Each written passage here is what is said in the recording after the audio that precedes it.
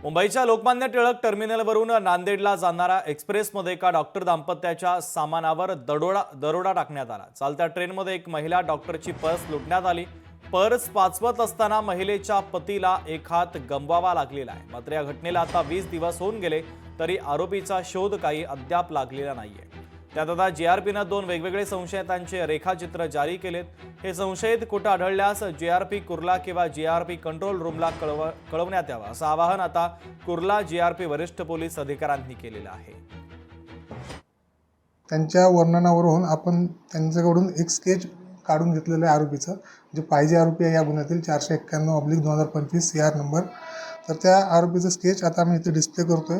या वर्णाचा आरोपी जर आपल्याला कुठे दिसला असेल किंवा आपल्याला माहीत असेल तर त्याबद्दल जीआरपी कुर्ला आणि जीआरपी कंट्रोल रूम यांना आपण माहिती देऊ शकता, जेणेकरून तो आरोपीपर्यंत पोहोचण्यास आम्हाला मदत होईल।